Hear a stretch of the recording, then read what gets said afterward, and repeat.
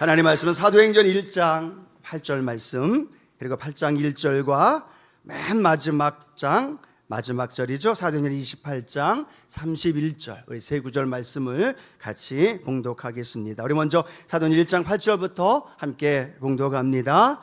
오직 성령이 너희에게 임하시면 너희가 권능을 받고 예루살렘과 온 유대와 사마리아와 땅끝까지 이르러 내 증인이 되리라 하시니라. 사울은 그가 죽임당함을 마땅히 여기더라. 그날에 예루살렘에 있는 교회에 큰 박해가 있어 사도회는 다 유대와 사마리아 모든 땅으로 흩어지니라. 하나님의 나라를 전파하며 주 예수 그리스도에 관한 모든 것을 담대하게 거침없이 가르치더라. 아멘. 오늘 우리가 9월 블레싱 기도회는 우리가 꿈꾸는 공동체, 더 나아가 주님이 원하는, 또 주님이 우리를 향해서 기대하시는 공동체가 어떤 공동체일까, 또 어떤 성도의 모습일까라고 생각해 보면서 사도행전에 나와 있는 우리 예루살렘 교회, 또 안디옥 교회, 또 그 가운데 함께하고 있는 성도들의 삶을 우리가 한번 알아보면서 우리의 삶이, 우리 공동체가, 우리 주님이 기대하는 공동체, 또 우리가 꿈꾸는 공동체가 이미 되었고, 믿으시면 아멘. 그리고 믿음으로 앞으로도 나아가는 저와 여러분이 되어지기를 축복합니다. 은혜 받을 우리의 마음의 자세가 준비되어 있는 가장 좋은 방법은요, 입이 열려야 돼요. 아멘이시죠? 이 입이 열리라는 말은 뭘 크게 하라는 얘기예요? 아멘을 크게 하라는 얘기입니다. 아멘을 하는 분과 안 하는 분이요, 은혜 받는 게 달라요. 제가 느낌이 아니라 제 경험입니다.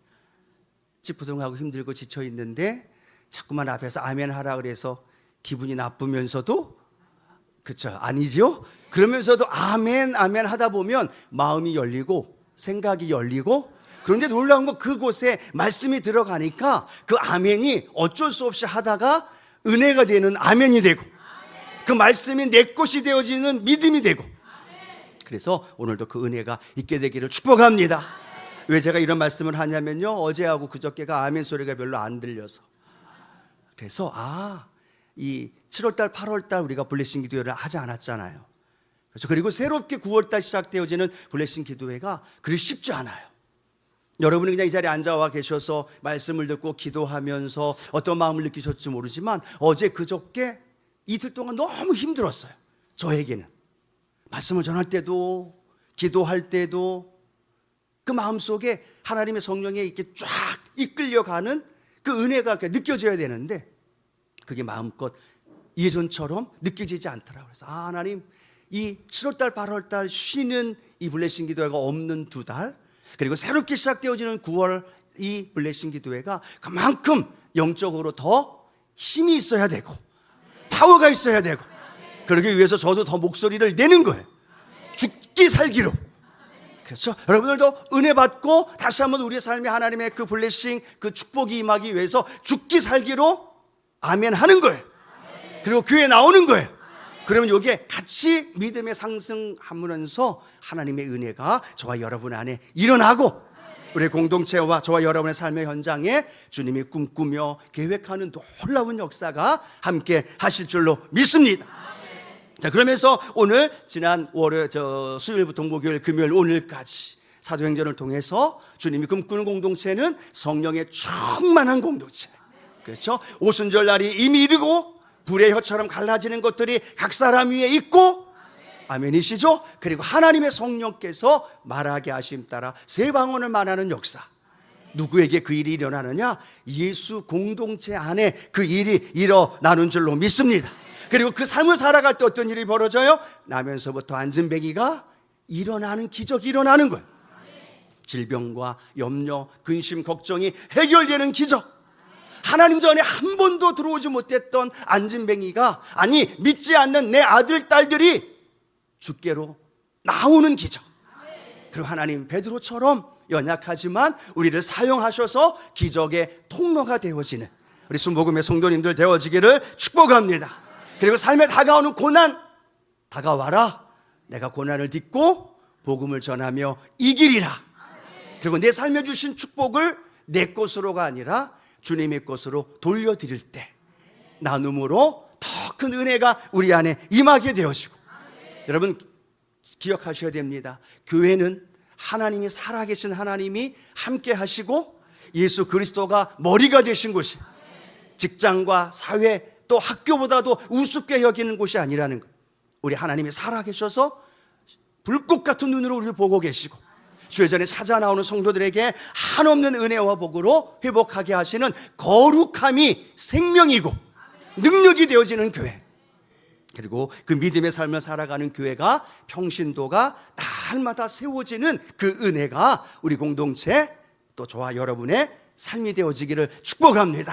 우리 그러면 세 가지만 또 우리 간단하게 알아보면서요, 사도행전 전체에 주님이 꿈꾸는 공동체가 어떤 것인지를 한 번 더 알아볼 텐데요, 여덟 번째는 한계를 뛰어넘는 공동체.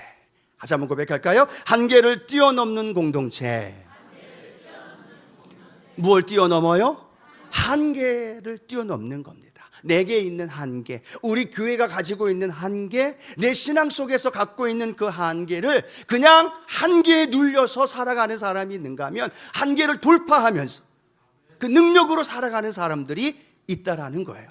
오늘 바라기 우리 성도님들의 삶이, 우리 각각 개개인 삶에 다 한계는 있습니다. 내가 갖고 있는 한계, 내가 갖고 있는 어떤 지식, 또 건강, 물질이 한계가 있다는 거예요. 근데 걱정하지 말라는 거죠. 그 한계는 왜 있는 거예요? 뛰어넘으라고. 역시 한계는 왜 있는 거예요? 뛰어넘는 거예요. 오늘 우리 함께 찬양했던 우리 송소 지휘자님, 연세가 70이 이제 넘어가시는데 세 군데 네 군데 중창단을 하시고 한국 국제 합창대회 이사장이시면서 해외를 다니면서 마음껏 하나님 앞에 찬양하면서 지휘하시는, 지난번에 한번 가서 제가 봤는데요, 연세가 그 연세인데도 몸이 얼마나 부드러운지, 율동도 해가면서 연세 드신 권사님들, 뻘 되신 분들을 리더해 나가는데 놀랍더라는 거죠. 왜요? 그 한계에 묶이지 않는 거예요.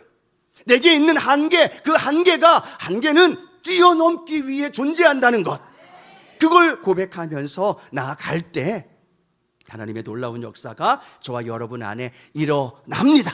오늘 본문에 보니까 성경 10장, 사도행전 10장에 보면 어떤 일이 일어나요? 베드로가 환상을 봅니다. 그 환상을 봤더니 큰 그릇이 오면서 그 보자기 안에 율법에 먹지 말라고 하는 온갖 짐승들이 다 있는 거예요.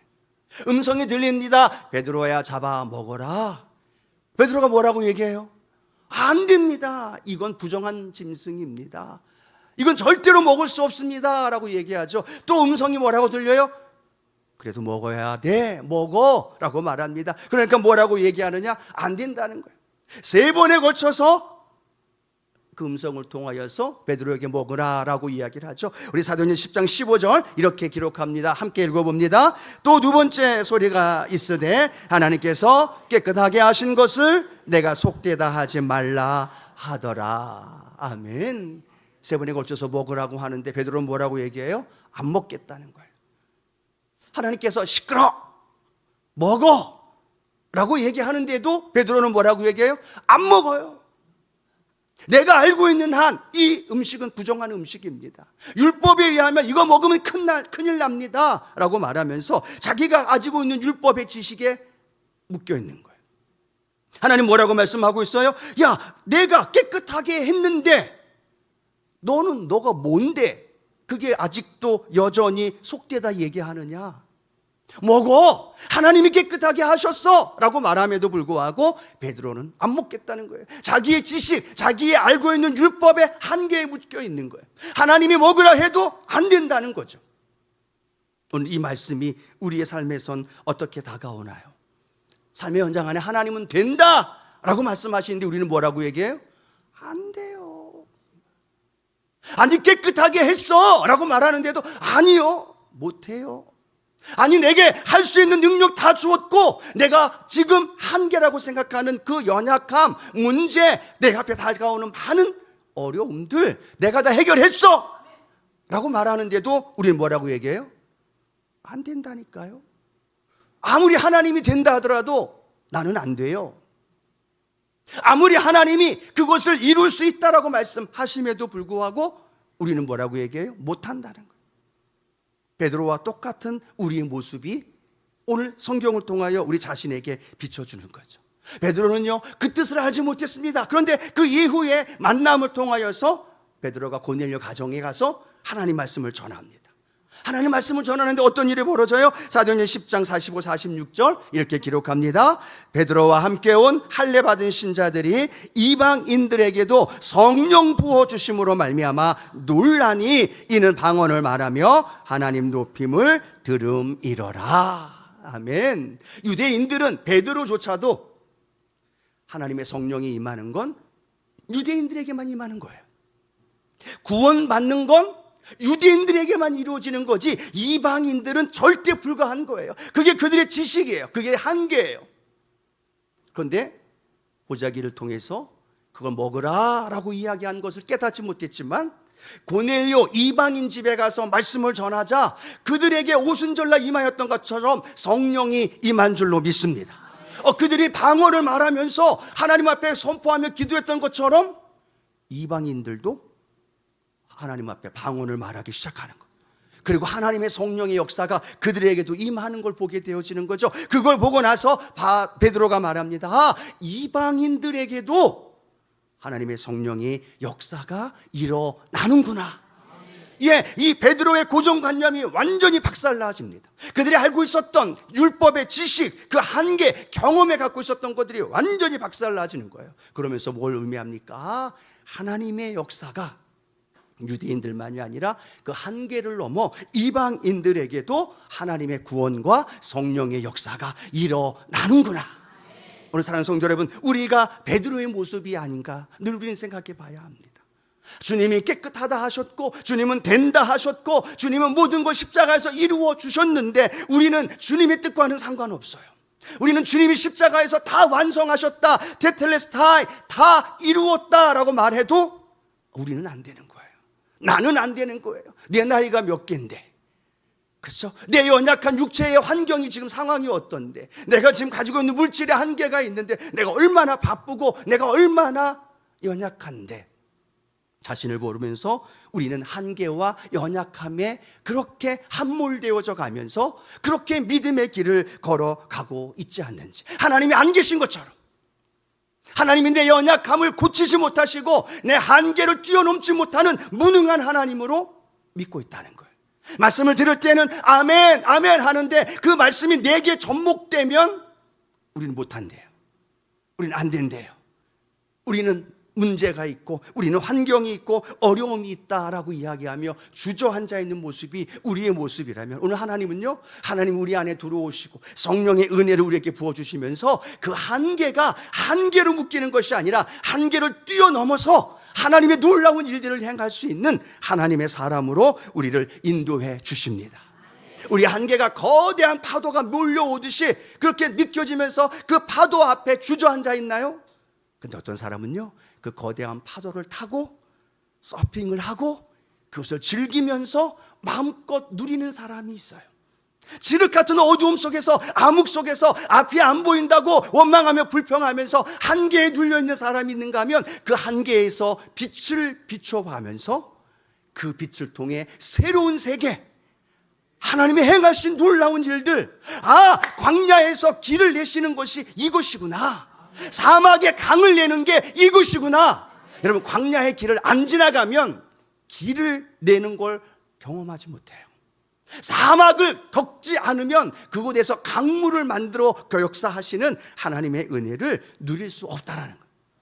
여러분, 저에게도 한계가 있어요. 우리 교회에 한계 있어요. 여러분 각각에게도 한계가 있습니다. 그러나 그 한계는 뛰어넘을 때, 주님과 함께 주님 손 붙들고 성령의 능력으로 뛰어넘을 때 그곳에 역사하시는 하나님을 발견하면서 우리는 더 놀라운 하나님의 일하심을 발견하는 우리 모두가 되어지기를 축복합니다. 우리 교회에 주차장에 한계가 있어요. 또 여러 가지 한계의 문제 있어요. 근데 그 한계에 절대로 우리는 묶이지 않습니다. 우리 지역과 구역에 내 자녀들과 내 삶의 한계가 있습니다. 그런데 우리는 그 한계를 묶이는 것이 아니라 주의 성령과 함께 한계를 뛰어넘어서 그 한계 넘어 계신 하나님, 우리를 보면서 얼마나 기뻐하실까요? 그래, 잘 뛰어왔다. 그래, 잘 건너왔다. 그래, 잘 이겨왔다. 하시는 그 주님의 은혜 우리 안에 함께 하시기를 주님의 이름으로 축복합니다. 그래서 우리 140여 년 전에 선교사들이 한국 땅에 와서 이 조선 땅에 변화시키며 한계를 돌파하셨던 놀라운 선교의 역사, 그것이 오늘 저와 여러분을 통해서도 계속해서 나타나게 될 줄로 믿습니다. 그래서 우리 두 번째, 9번째죠. 선교적인 공동체로 우리의 공동체가 나아가야 될 줄로 믿습니다. 사도행전은 두 개의 교회가 중심이 돼요. 베드로를 중심으로 하는 예루살렘 교회, 그 다음에 사도행전 13장 이후로부터 나타나는 바울을 중심으로 하는 어떤 교회가 있을까요? 안디옥 교회가 있습니다. 예루살렘 교회는 3,000명, 5,000명 큰 부흥과 함께 일어났지만 박해와 함께 모든 땅으로 흩어지게 되어지면서 예루살렘 교회 이야기는 나오지 않아요. 그런데 13장부터 작고 보잘것없는 안디옥 교회 이야기가 나옵니다. 그 안디옥 교회에서 어떤 일이 벌어져요? 사도행전 13장 2절 3절 함께 읽어봅니다. 주를 섬겨 금식할 때에 성령이 이르시되 내가 불러 시키는 일을 위하여 바나바와 사울을 따로 세우라 하시니 이에 금식하며 기도하고 두 사람에게 안수하여 보내니라. 안디옥 교회에서 누구를? 사울과 바나바를 선교사로 보냅니다. 가장 중요한 리더십이었지만 사울과 바나바가 선교사로 보내어지면서 그 선교사의 역사가 수많은 복음의 능력과 교회를 세우는 일에 역사되어진 줄로 믿습니다. 그래서 안디옥 교회 이후에 사도행전 13장부터요 28장까지는 어떤 이야기들로 가득 차나요? 선교의 이야기로 가득 채워집니다. 바나바와 바울이 사람을 구원하고 바울을 통해서 교회가 세워지고, 때로는 바울이 핍박과 박해를 당하여 돌에 맞아 피투성이가 되는 이야기가 펼쳐져 있고, 그러면서도 후퇴하지 않고 복음을 전할 때 그곳에 교회가 세워지고, 갈라디아 지역에, 마게도냐 지역에, 아시아 에베소에, 그리고 로마에까지 갈 때까지 이 13장부터 28장까지는요 계속해서 그 내용이 어떤 내용이에요? 선교에 대한 내용이에요. 쉽게 얘기하면 사람을 구원하고 교회를 세우고 제자를 양육하고 하나님의 뜻을 이루어 나가는, 즉 우리가 읽었던 말씀이죠. 오직 성령이 너에게 임하시면 너희가 권능 받고 맨 마지막 무엇이 되리라? 증인이 되리라. 오늘도 성령 받고 증인되는 역사 일어날 줄로 믿습니다. 13장까지 28장까지 그 내용은요 하나예요. 선교의 이야기. 오늘 우리의 이야기는 무엇으로 가득 차 있나요? 내 삶의 이야기는 무엇으로 고백되어지고 있나요? 우리 여의도 순복음 수원교회의 그 이야기는 무엇으로 나누어지고 있나요? 만나면 손자녀 얘기 자랑하고, 또 맛집 이야기하고, 요리하는 것 이야기하고, 헤어스타일 이야기하고, 서로가 자랑할 것 이야기하고, 예, 좋죠. 그런데 그 안에 예수 그리스도가 없는 거예요. 그 안에 예수 그리스도의 생명이, 복음이 없는 거예요. 1시간 이야기하고 2시간 이야기하는데 그 안에 예수 그리스도의 선교에 대한 복음의 내용은 쏙 빼고 인간의 이야기, 인간들의 만남 이야기, 인간들의 자랑 이야기, 드라마 이야기, 트로트 이야기로 가득 차 있다면, 사도행전 13장부터 마지막까지 선교에 대한 생명을 살리는 이야기들로 가득 차 있었던 그 모습이 오늘날 저와 여러분의 삶의 현장에도 나타나게 되기를 축복합니다. 선교에 대한 이야기인 거죠. 복음 증거에 대한 이야기인 거죠. 사람을 살린 이야기인 거죠. 아멘이시죠? 우리 필리핀 달려오셨던 우리 필리핀 팀, 우리 선교 함께 했던 분들 만나면 어떤 얘기 할까요? 그 함께 했던 필리핀 선교의 이야기를 해요. 그 조그만 아이들이 하나님을 찬양하면서 눈물 흘리고 열심히 노래하면서 하나님을 찬양했던 그들의 이야기, 선교하면서 함께 했던 그들의 이야기를 나누고 함께 이야기하면요 어느새 시간 가는 줄 모르고 그 안에 담겨진 하나님의 마음을 우리 안에 품게 되어지는 거예요. 단순히 필리핀 선교에 대한 이야기로 끝나자는 이야기가 아니라 우리의 삶의 현장 안에 선교의 이야기들로 가득 채워지기를 소원합니다.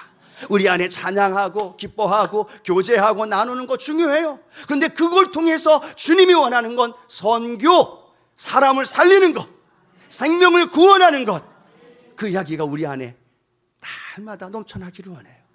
누구를 만나서 예수님 전했는데 그분이 교회 나오시겠대, 그 마음속에 예수님 안에서 치유와 회복이 일어나고 그 살아계신 하나님의 역사가 일어나더라. 우리의 기도 속에 나를 위한 기도도 많지만 우리 교회가 선교하고 있는 선교사님 15분, 개척교회 섬기고 있는 8분, 그 교회 그 선교사님들을 위해 기도해 주면서 우리 안에 기도의 내용이 나를 위한 기도보다도 선교사님들과 선교시, 또 함께 목회하는 목회자들을 위한 중보의 기도, 그 기도가 우리 안에 마음껏 세워지기를 축복합니다. 그래서 우리들의 이야기 하면 선교의 이야기, 그럴 때 우리는 선교사적인 삶을 살아가는 것이고 그 삶의 현장 안에 역사하시는 능력의 하나님이 일어납니다. 여러분 아시죠? 오늘날에도 선교지에는요 수많은 기적과 이사가 나타나요. 성령의 강한 역사가 일어나고요. 그런데 우리와 함께하고 있는 이 교회, 우리가 머물고 있는 이 땅의 믿음의 교회들 안에서는요 그 일이 많이 일어나지 않아요. 왜 그럴까요? 그만한 믿음이 없기 때문에, 순수하게 받아들이지 않기 때문에, 선교사적인 생명을 살리는 일에 우리가 올인하지 않기 때문에 오늘 저와 여러분의 삶의 끝까지 선교하며 복음을 전하며 증거하는 믿음의 사명자로 서게 되어지기를 축복합니다. 지금 아프리카 루안다 선교사님하고 연결하고 있는데 1월달이 제일 좋대요. 12월달하고 1월달이 제일 좋대요. 지금 하나님만 기도하면서 내년 1월달 하나님 어떨까요? 기도하고 있어요. 전사님한테 선교사님하고 연결하면서 1월달 스케줄과 조절해서 언제가 가능한지 알아보라고 함께 이야기 나누고 있어요. 몇 개월 안 남았지만 우리 교회가 계속해서 선교하고 할렐루야 또 복음을 향하여 증거할 때 하나님의 구원의 역사가 우리의 삶의 현장 안에, 교회 안에 일어나게 될 줄로 믿습니다. 그래서 여러분들에게 먼저 공개하는 거예요. 아직 우리 선교사위원회 장로님들하고 이야기도 아직 안 나눴지만 그런 마음속에 우리의 꿈과 비전을 가지면서 선교에 대한 그 은혜 여러분 기도로 준비하시고, 그래서 선교를 통해 하나님 놀라운 역사 일어나게 될 줄로 믿습니다. 마지막 10번째로는요 하나님의 나라 세워가는 공동체. 무엇을 세워가요? 하나님의 나라 세워갑니다. 마지막 사도행전 28장 31절 이렇게 기록합니다. 같이 함께 읽겠습니다. 하나님의 나라를 전파하며 주 예수 그리스도에 관한 모든 것을 담대하게 거침없이 가르치더라. 무엇을 전파하셨다고요? 하나님의 나라, 예수 그리스도에 대한 모든 것을 담대하게 거침없이 가르치더라. 예수님의 관심도 하나님의 나라예요. 처음 오셔서 하신 말씀이 뭐예요? 회개하라, 천국이, 하나님의 나라가 가까웠다. 설교하시며 가르쳤던 주 내용의 포커스는 뭐예요? 하나님의 나라예요. 부활하신 이후에 40일 동안 머문 그때 해도 제자들을 향하여 선포하며 외쳤던 것이 뭐예요? 하나님의 나라예요. 오늘도 하나님의 관심, 우리 예수님의 관심은 하나님의 나라. 하나님의 나라는 어디에 있어요? 여기 있다 저기 있다 하는 것이 아니라 너희 안에 있느니라. 예수 안에 있는 우리의 영혼의 삶의 현장이 하나님의 나라가 되는 역사가 있게 되기를 축복합니다. 다 바울이 선포했던 하나님의 나라, 아니 예수 그리스도가 우리에게 심겨주었던 하나님의 나라. 그 예수님이 왜 십자가 달려 돌아가셨을까요? 그 예수님이 왜 인간의 몸을 입고 이 땅에 오셨을까요? 그 예수님이 우리 이 땅의 삶을 살아가면서 우리에게 전해주고 싶었던 것이 뭘까요? 그건 하나님의 나라예요. 오늘 여러분 안에, 우리 안에 하나님의 나라가 존재하고 있음을 믿으시면 아멘. 하나님의 나라는 장소나 지역을 의미한 게 아니라 누가 다스리느냐예요. 내가 다스리면 내 나라이죠. 그러나 주님이 다스리면 주님의 나라. 여러분은 지금 누구에게 다스림을 받고 있나요? 물질에게요? 나에게인가요? 아니면 내 자아에게 다스림 속에 살아가나요? 내 감정 속에, 내 감각 속에? 아니면 물질에 의하여, 아니면 내 만족을 위하여서 그렇게 다스림 받으며 살아가나요? 아니면 주님의 다스림 속에 살아가고 계시나요? 오늘 저와 여러분은 주님의 다스림, 주님의 통치하심 속에서 내 영혼이 먼저 하나님의 나라가 되고, 우리가 머무는 가정이 하나님의 나라가 되고, 우리가 머무는 직장이, 사업장이, 만나는 사람들에게 하나님의 나라를 선포하는, 하나님의 나라를 계속해서 세워나갈 수 있는 우리 순복음의 성도님들 되기를 축복합니다. 그래서 함께 예배드리면서 하나님의 나라의 다스림이 충만해서 집에 가면, 그렇죠, 왜 이렇게 늦게 왔어? 라고 이야기하는 남편과 가족들을 향해 하나님의 나라의 다스림을 흘려보내고, 또 내일 만나는 이들, 또 함께 만나는 이들에게 하나님의 나라와 하나님의 그 평강이 저와 여러분을 통해 마음껏 흘러가는 우리 믿음의 성도들, 우리 모든 우리 공동체 되어지기를 축복합니다. 여러분 10가지를 함께 나눴어요. 짧게 나눴지만 너무나 중요한 사도행전에 나오는 교회예요. 주님이 꿈꾸는 교회, 주님이 꿈꾸며 우리에게 요청하며 말씀하며 기대하는 성도 공동체. 계속해서 바라보면서 이 10가지를 묵상하면서 계속 기도하며 하나님의 은혜를, 하나님의 나라를 선포하며 살아가는 우리 모두가 되어지기를 축복합니다.